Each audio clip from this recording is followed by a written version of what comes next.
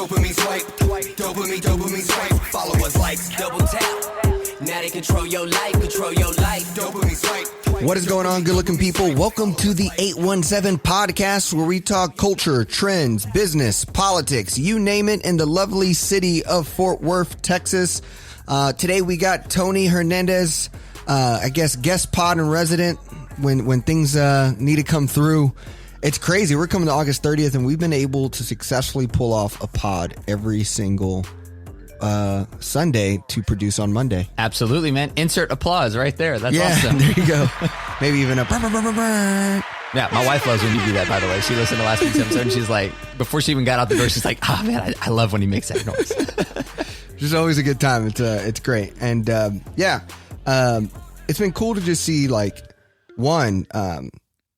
all the people who are tuning in and recommending suggestions. Literally, I was kind of unmotivated to do a pod. I was like, the news is kind of slow this week. We kind of agreed the news was slow. I was like, maybe we just skip a week, maybe we just don't. And then some dude on Twitter was like, hey, 817 podcast should have a Discord. And I was like, man, someone took the time to recommend an idea for us to chat. But I love that idea. Like the idea of, the 100 strong people who listen to the 817 podcast on a Discord, just vibing out about stories, updates, and things. I think that'd be pretty cool. Yeah, I think you should definitely do it. I think I'm right there with you, where I was like, again, I fill in, Jimmy is definitely the man, and I'm glad he lets me sit in for him.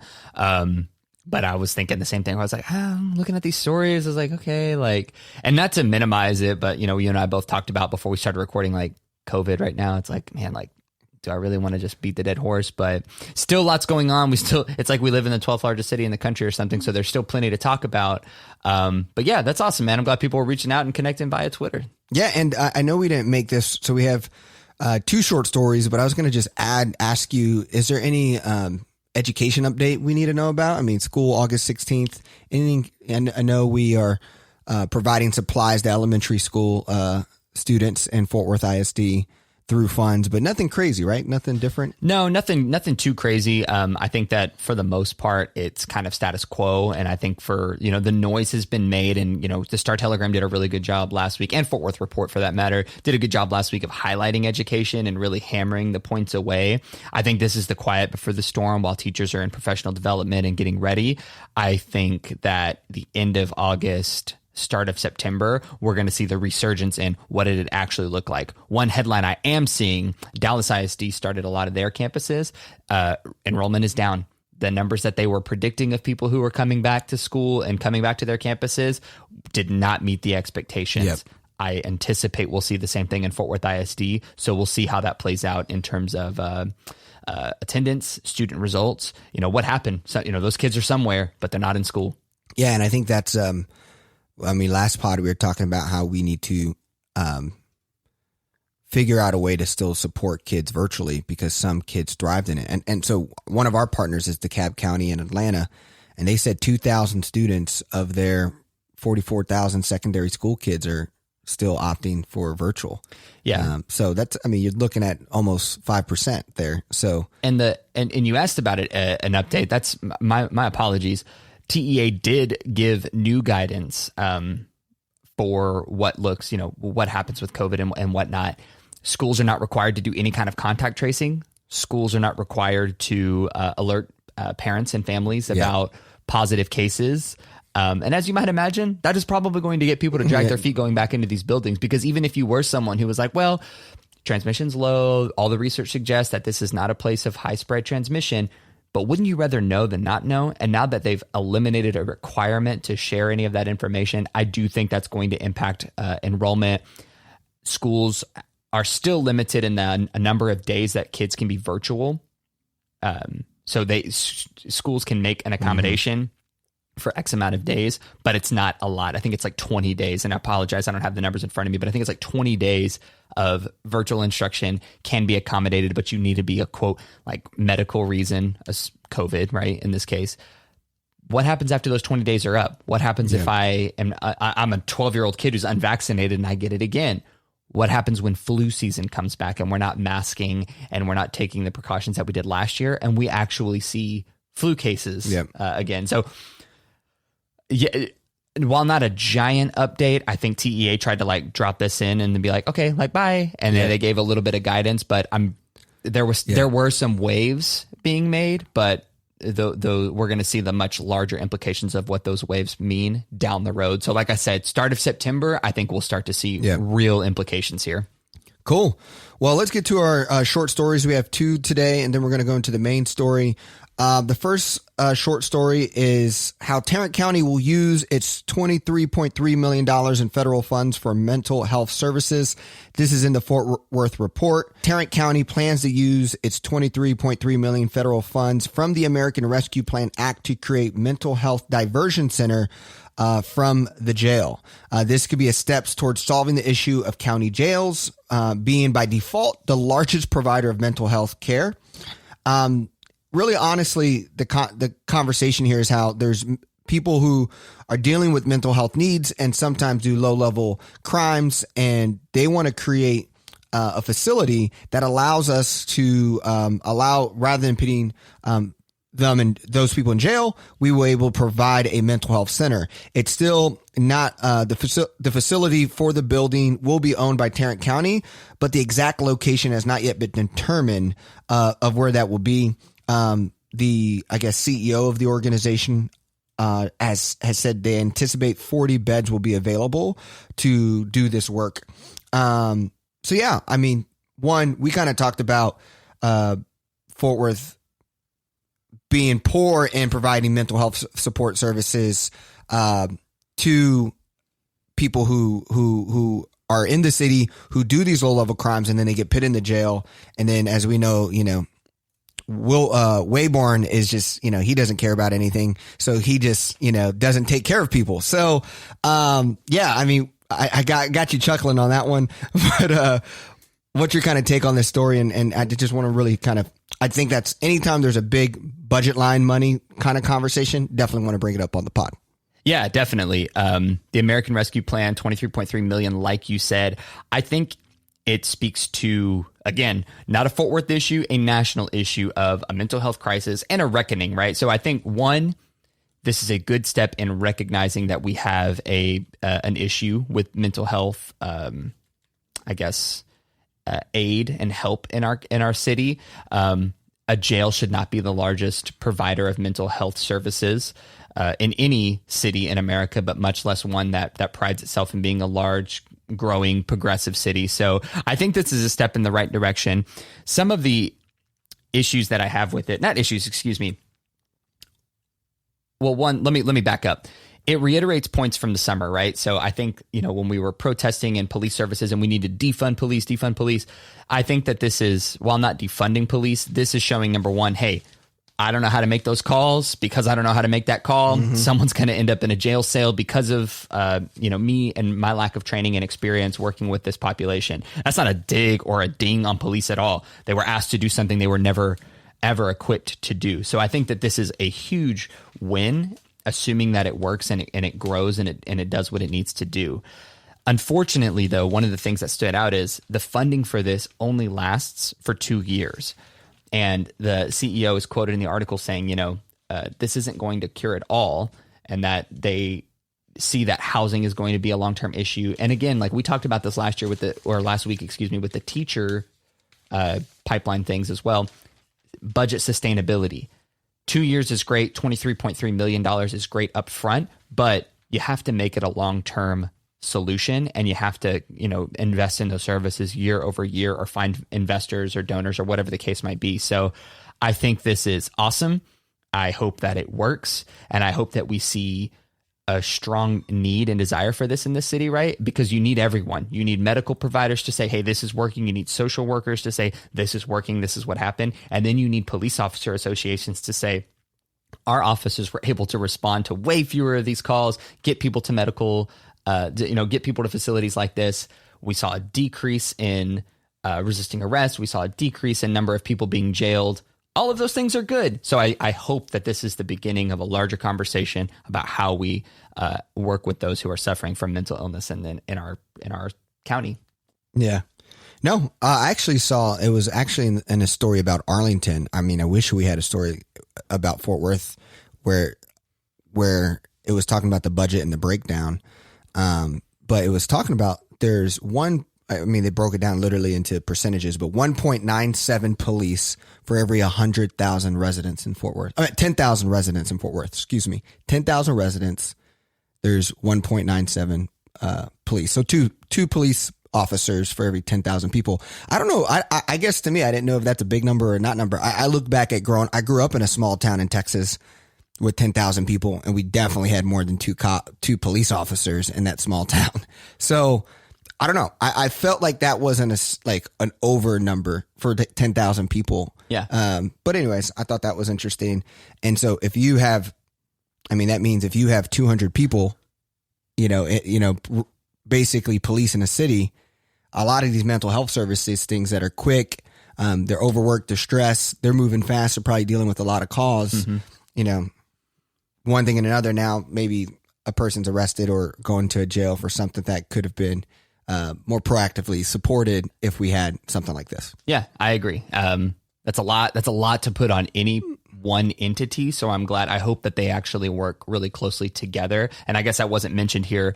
It was specifically mentioned about how they're going to collaborate about, like, if police do respond to that call, if they look through the mental health triage and they're like, hey, this is clearly an issue where you can go to this facility. Let's take you there. That's good. That's like, I like that collaboration. I hope it lasts. I hope that it's something that continues to grow out of this. So yeah, good article for the city.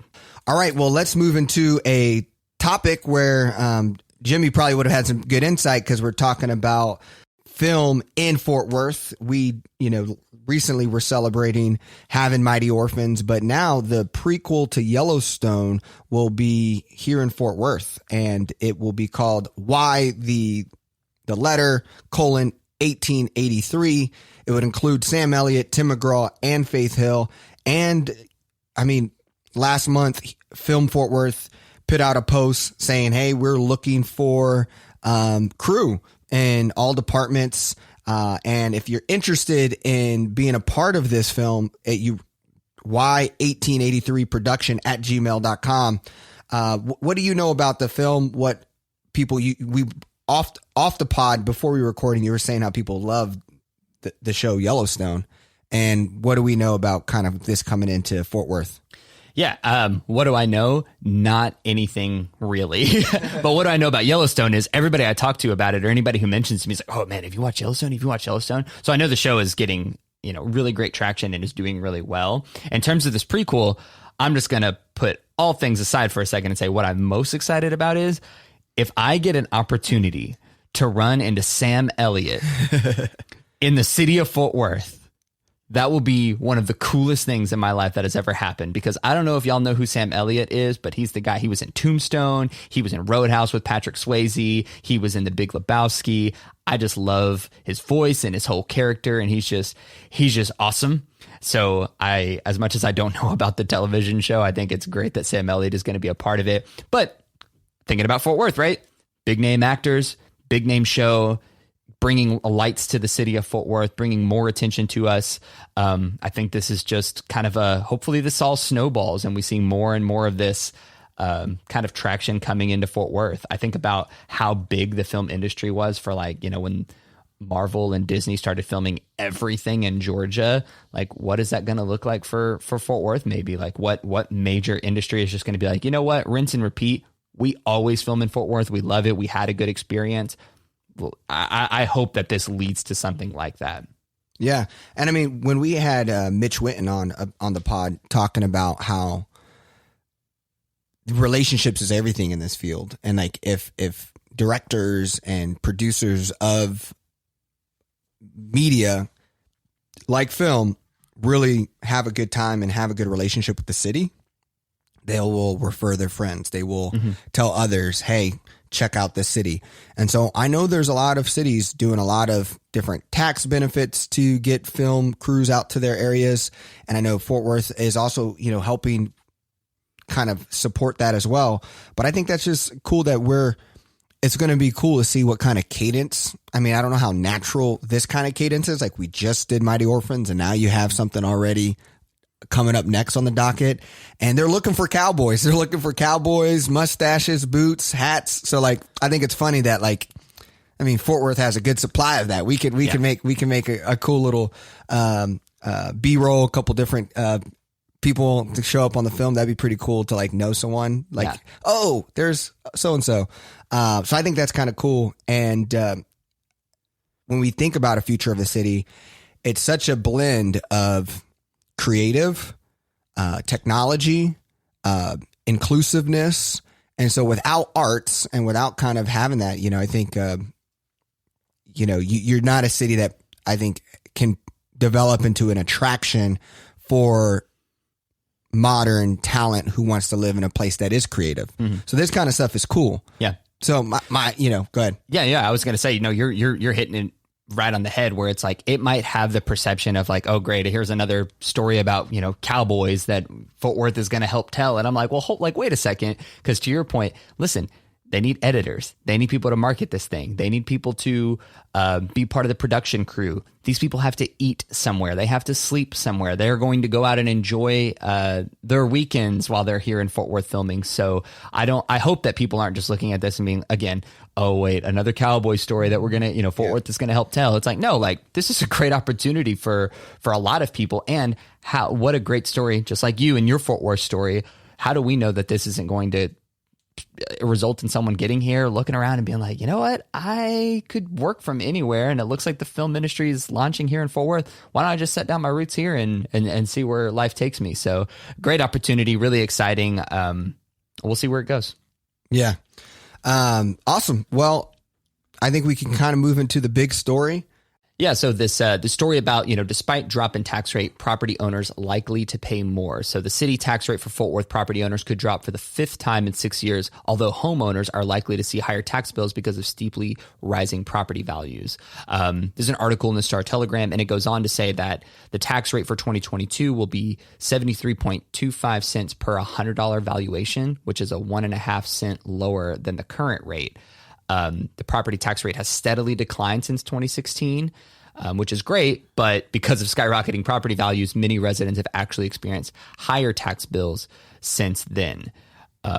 Thinking about the median price of housing in DFW, we know that in Fort Worth, it's gone from $190,000 to $300,000 from 2016 to now. Crazy. Yeah, it's absolutely insane.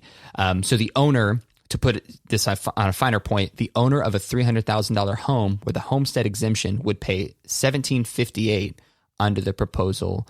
City taxes on the same house in 2016 were $1,299.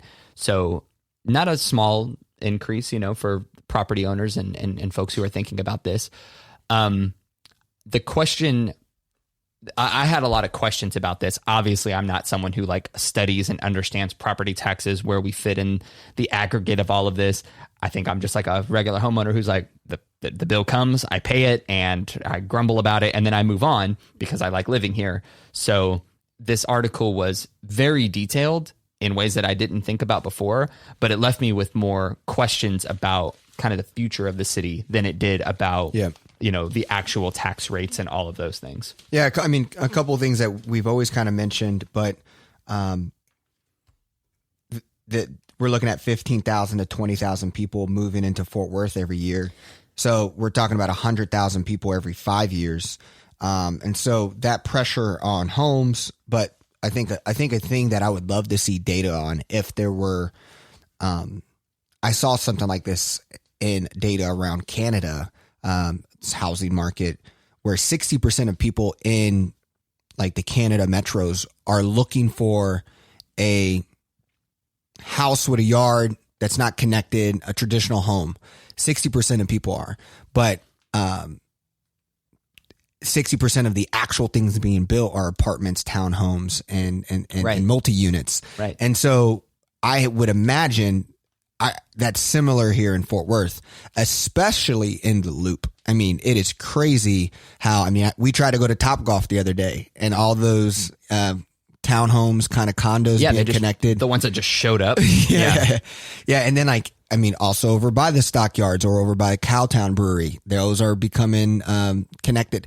So there's a lot of, I think what's crazy is the luxury of having a house that's detached from other people's homes is becoming a premium, and over time is going to become even more of a premium, which makes it scary. And for me, I definitely, when I do talk to my neighbors, they do say, just trying to hang on and be able to stay here rather than having to move, right.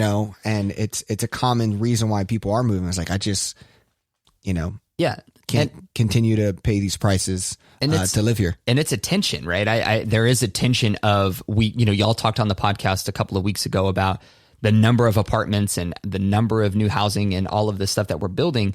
So it's like we're seeing a lot of new apartments closer to the city center, like you said, within the loop. And then outside of the city center is where we're seeing a lot of that growth. Sunday article in the Star Telegram talks about the cost of building those and the amount of growth that we're seeing.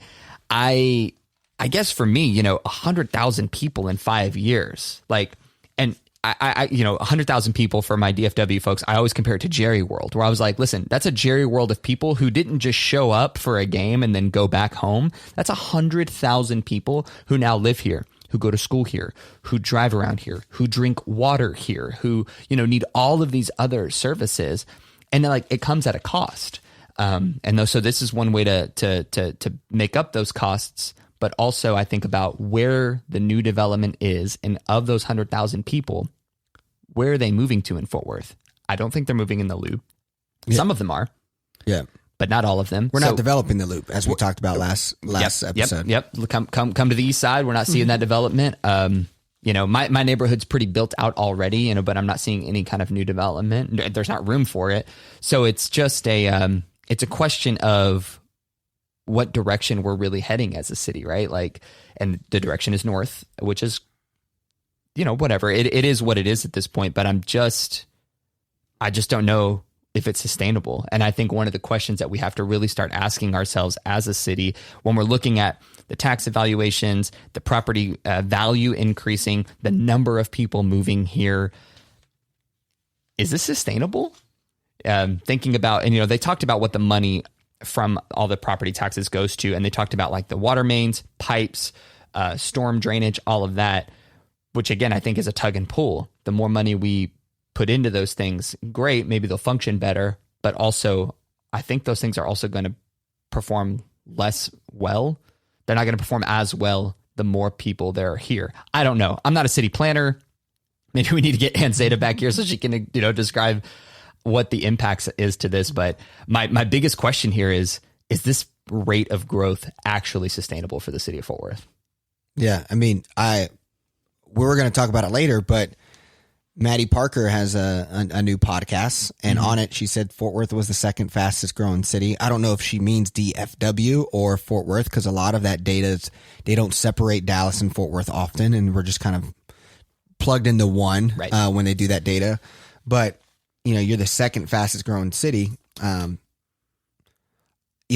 think we have the space due to being so spread out. But then that goes to the argument of the behaviors of what people want, 20 minutes north of Fort Worth, of downtown, what they want and their needs might be very different to what people want in south side Fort Worth. So I think we do have that challenge of listening to everyone and finding the opportunity. But what you were saying in that story earlier, the Sunday story, was about how to get city pipes to Fort Worth so that we can build out there. It's become extremely expensive compared to other cities, because since we're so spread out, we're trying to build pipes for new homes out there, and it's costing the builders more money, but then that money just gets put on the people who are the resident buying the home. So then not only is the value, there's not enough homes being built, it's more expensive to build homes in Fort Worth because we're so freaking spread out. There's a lot of cost to the time and energy to get there, to the homes in Hazlet or up by Motor Speedway. And so we're paying a premium on the home as well, not just premium taxes. Yeah. So, I talked last week about the fact that I recruit folks from all over the country to come to the Dallas-Fort Worth area and be a teacher here. the selling point that we were able to make in 2016, 17, and 18 was the affordability of living in the Dallas-Fort Worth Metroplex against our competing sites in Baltimore and Washington, D.C. The fact of the matter is that's really not becoming a selling point for us anymore. We are very much on par with that area based on, income levels and all of that. It's becoming really difficult for us to manage the price and the hikes and we think about too, what is the inner city going to look like, right? Like, what is it going to look like within the loop? Growth is good, right? We keep talking about growth is good. We want to be progressive. We want to attract all these knowledge-based workers, all of that. But the flip side of this, and I keep thinking about it in this article, is what is the impact of the people who are already here? If these property taxes keep going up, and is it fake inflation, right? Are the property values on the east side going up because more people are moving to far north Fort Worth, or are they going up because more people are buying houses in the east side ready to turn the east side into what, more parts of the city look like? That's a reckoning. It's something that we are going to have to live with, what those decisions look like and what they do to our city. And then, what about the people that are already here? Where do they go if they can't afford their property taxes simply because everyone by Texas Motor Speedway is driving up the cost of living in the city of Fort Worth?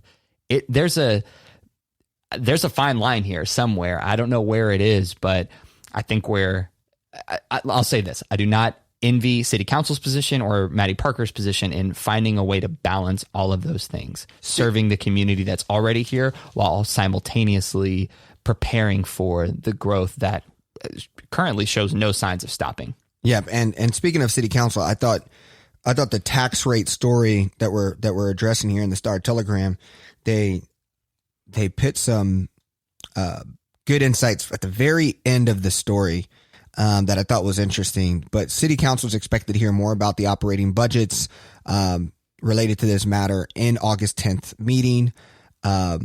But what's interesting is what the City Council members were interested in to know more about from our city planning team. Carlos Flores and Jared Williams asked for more information on the proposal to provide $850,000 for transit needs, up from $350,000. So Carlos and Jared were focused there. Leonard Firestone asked information on how much of the city's capital plan is spent on amenities such as parks or government buildings that don't generate property tax money. And then Elizabeth Beck asked for more information on whether the city could legally keep its current tax rate instead of dropping it by 1.5 cents, a move that would provide millions of dollars of additional funding. And then City Council member Gina Bivens asked staff to be more informative and communicate with the public about the city's financial health and what it looks like. Yeah. So I thought that was interesting, like the priorities that everyone had. Yeah, I think it's good that they publish the priorities in the paper, so it's like we know what they're asking as their constituents. I liked Gina Bivens too, saying look, we know everyone's not plugged into what's going on at City Council and all of that, so we need to work on making that information way more accessible, very clean and easy to access. So maybe Gina Bivens will be on the 817 podcast here before too long, so she can help spread the word. But I think it's good that it's on the minds of people of this is all just funny money. This is all just kind of made up stuff to the normal, day-to-day Fort Worthian walking around. We're not thinking about this, but it is impacting our lives. It's impacting our pocketbooks, and it's impacting the people who move here. So the kicker I thought was interesting was, and in this, I guess progressives are, Elizabeth Beck is probably the most progressive of our city council. Interested to see how Jared Williams votes, what he talks about, and Chris Nettles as well. But Elizabeth was, Councilwoman Beck was looking to keep the current tax rate, which I find interesting. But I guess, when you represent, one of the more expensive areas and one of the more booming areas, South Side, I know, I guess I saw that caught my attention. And I think Leonard Firestone being more fiscally conservative and thinking about government buildings and things that don't actually produce any revenue. What are we doing to keep those costs efficient and optimize? You're starting to see what is most important and what are some priorities for everyone here.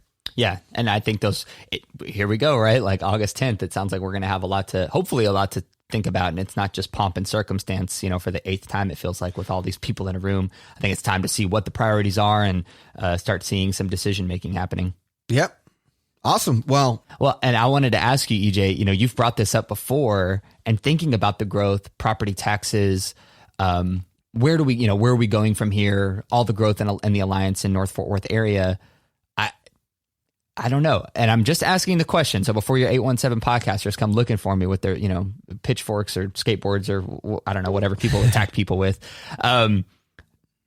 is Fort Worth at a place where we need to seriously consider, and I don't know that this is how you do this. Do we need to seriously consider being a smaller city?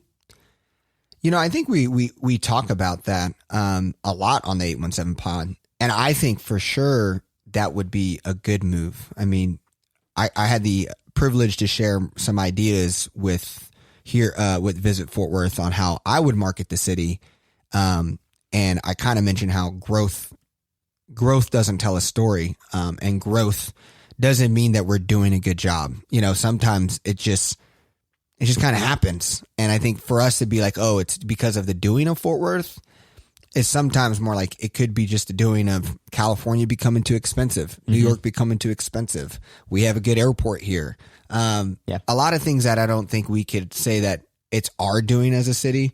And so for me, I think the kicker as I think of Fort Worth, when I look at the things that are running out of business or shutting down, it's the things that you kind of like loved of Fort Worth, like some really iconic spots like Cannon, right? I think it's really interesting to know, like, I believe Cannon started around 2016. So like, it's interesting. You talk about all this growth and we talk about the rise of property taxes. Cannon, a little Chinese restaurant, is now closing, and with it closing, but you saw how everyone wanted to support before it closed and get one more meal at Cannon. Unfortunately, me and you weren't one of those people. We couldn't get a table, but like, I think like Cannon is one of those experiential Fort Worth spots that when you take someone, like let's say someone's in town for, this Yellowstone prequel, you take them to Cannon and it gives them that artistic, cultural, foodie vibe. And where in their head is like, oh man, this city's kind of cool. But now since Cannon can't afford to maybe be right there, what's going to take its spot? Is it going to be some Chili's? Yeah, corporate thing. Oh, yeah, definitely that won't. Then we do need a move. If that's the case, right. It's time to start moving. But like to your same point, right? And I think it's like if I'm someone who lives off of like the Keller Hicks Parkway, far north 35, and here's me, and I apologize, I do shoot a lot of like, hey, like that's where the growth is, and none of that was specifically mentioned in these articles, so I'm very much just projecting a lot of this, but 100,000 people moved here. Well, they didn't move to places where there wasn't new housing being developed, right? A lot of them did move to the city core to those apartments, but the property taxes and all of that we're talking about are about homeowners. New homes were built far north. That's why I'm saying that. But if I'm in that far north core, right, and I just moved here to take a job at Charles Schwab or Amazon or whatever, that's out that direction. To your point, where am I going to take these people? I'm not taking them to, the Chewy's that's right off 35 with a big parking lot and, a view of 35. I want to bring them to 7th Street because it's way cooler, right? I want to take them to Cannon. I want to take them to chat room. Shout out to the boys of the chat room. I want to take them to the chat room. I want to take them to Nickel City. So they're bringing them this direction. And then what are they doing? That's like, here's some tourism dollars. And then they're almost like tourists, right? They're like local tourists. And then they're packing up and they're going the other direction, but they're taking their votes and their power with them. So pro con, if they're the ones paying a lot of property taxes and they're the ones with all the growth, we would see a decrease in that if we changed the way the city looked and we made it a little bit closer to the loop. But the pro is maybe then we could focus on a smaller area. Like again, to your point of like the loop, talking about the loop all the time. I don't know. I think we are in a crazy cool city. It's super spread out, and we've got some serious challenges to think about in the next few years. Yeah. No, but and going, I never really answered the story question, but to me, it just goes to,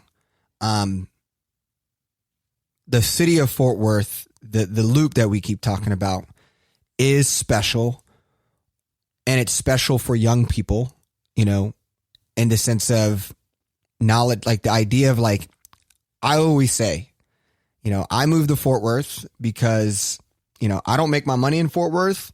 I don't have family in Fort Worth.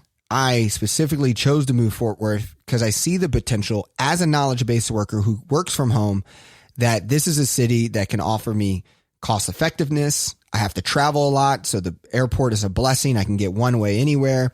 I was able to buy a home at a young age. I was able to do these things.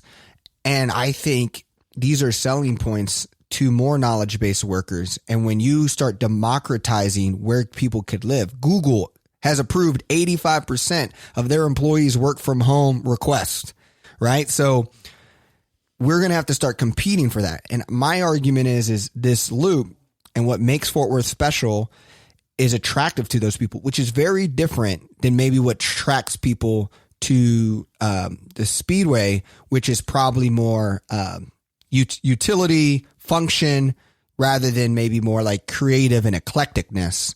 And so there's two different people craving for two different things, which is why I believe it would be really cool to have an Alliance, Texas, which can be our Frisco, which is like super clean because everything's brand new. It's super, you know, safe and super, you know, there's Nordstrom racks. You got all your DS Dub shoes, whatever you got over there, you got it going on.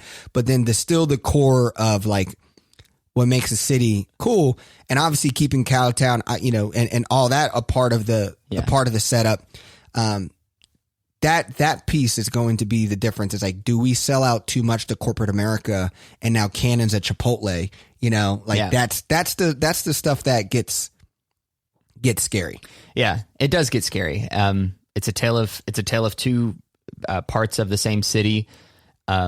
It's what, you know, we're seeing it, right? Like what happens if chat room's gone? I went to an event called, with Steer Fort Worth years ago.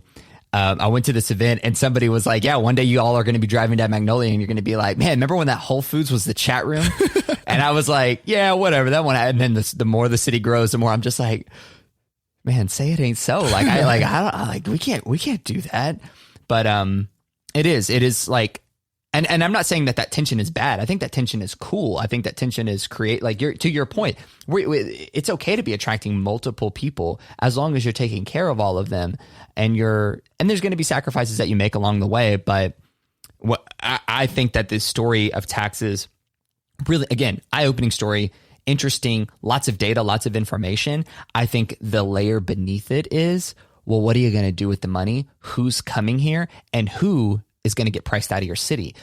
I think all of that it's like, you know, tune in next time to Texas. Like, I'm interested to see what happens with that. Love it. Awesome. Well, we're going to go ahead and move into wins and losses.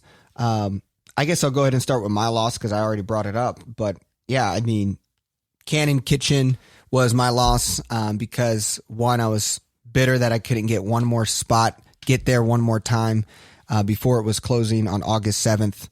It was one of my favorite joints to eat at, and just see it kind of go. It was a bummer. Yeah. And personal note for everybody listening to the pod, Cannon is actually where my wife and I feel like we solidified our relationship with you and your wife. Exactly. We had bumped into each other at RAR, and we didn't know if we were like, are we cool enough friends to like be like, let's keep the night going, let's go to dinner. So it was a Wednesday night RAR session, and then we park at Cannon, we walked over from RAR.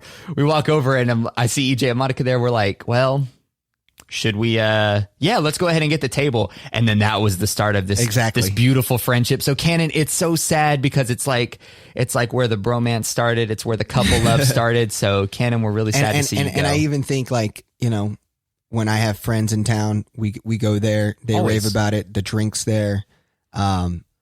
It's one of those places where if you're trying to show off Fort Worth to the eclectic, cool city slickers of the LA, SF, New York, Atlanta, it makes, Fort Worth, people sleeping on Fort Worth. And I love that. Even when people come from Houston and they're like, man, every time I come here, I go to, you know, Keller or Southlake, I didn't know this was Fort Worth. I don't know about this stuff. Yeah. And it's like, or I go to stockyards, and it's like, no, Fort Worth is cool if you give it a chance. Absolutely.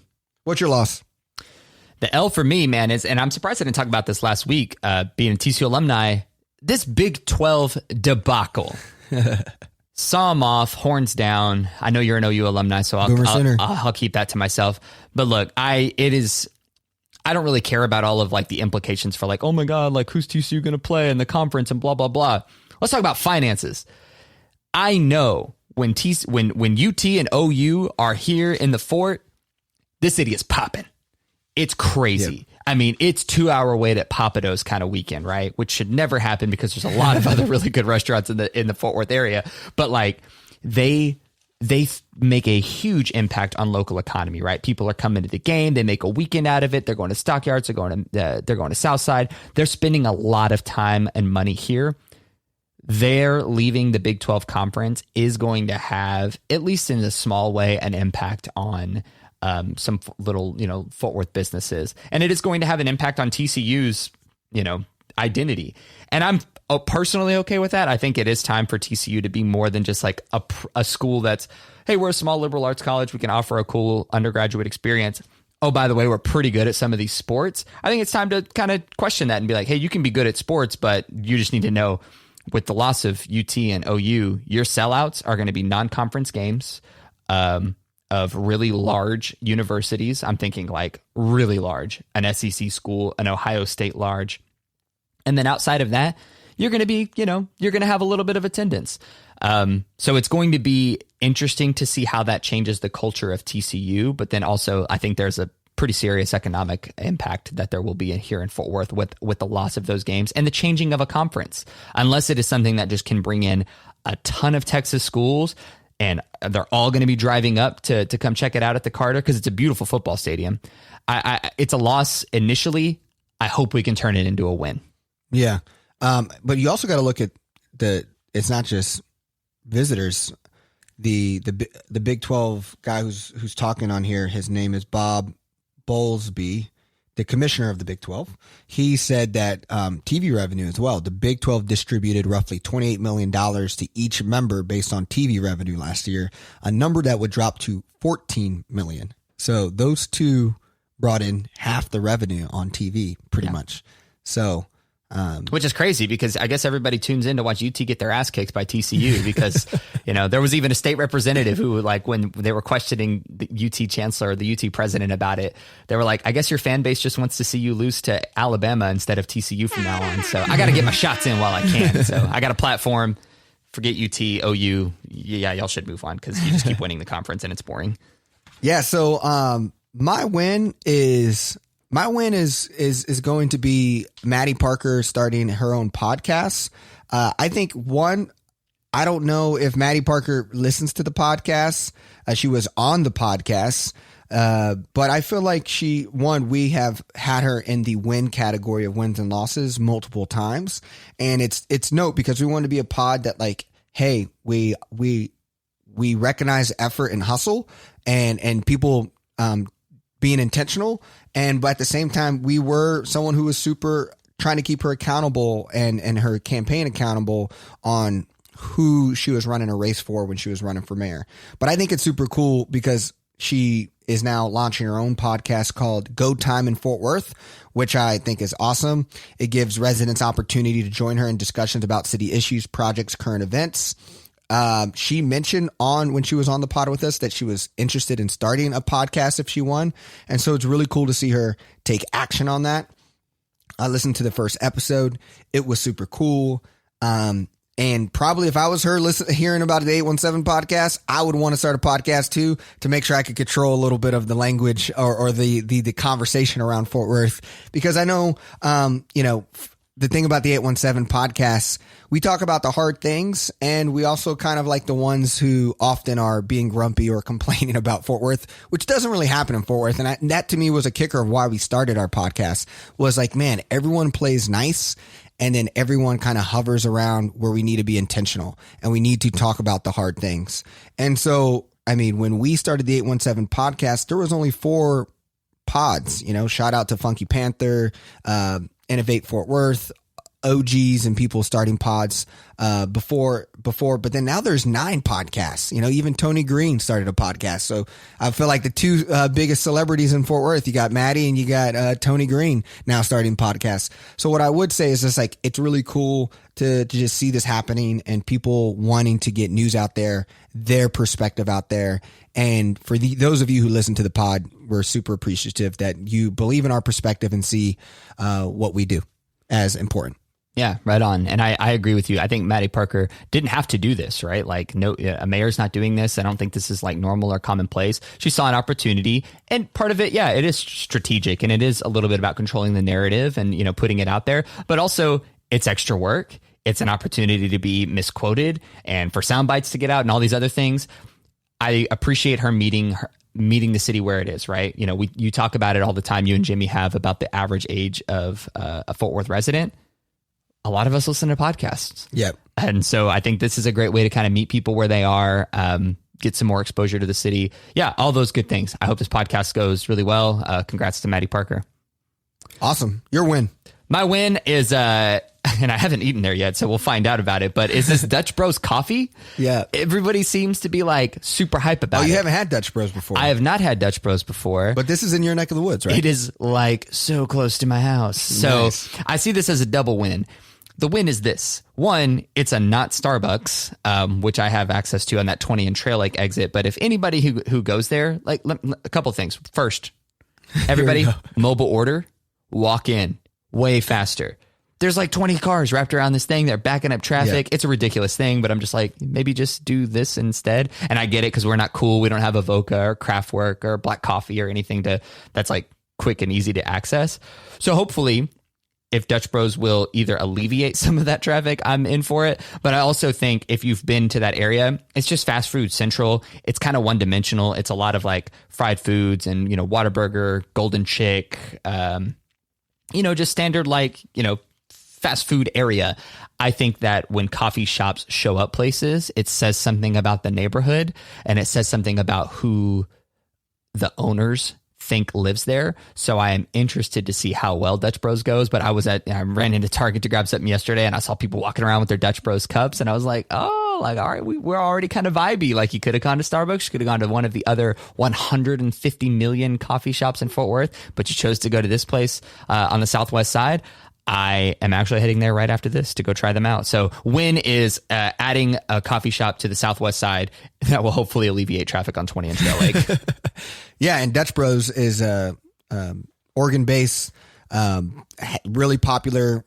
Their target is the youth, high school kids, college, a lot of different dessert drinks, cravy drinks. I do a lot. I did a lot with Dutch Bros because of the high school doing presentations, and anytime I do a presentation in California, Washington, Oregon, Dutch Bros is always doing like a raffle or giving free scholarships and stuff like that. So they really target high school. So it might be even cool to see what kind of marketing they'll do in the local area. Well, good for them because they placed that thing super strategically right next to a couple of Fort Worth high schools, and then Idea Public Schools, the charter network, they're building a campus that's right there. So if not for the residents there, they're definitely doing it for that demographic. That's good insight, and a solid choice to build in literally like in the middle of a triangle of 3 schools. Yeah.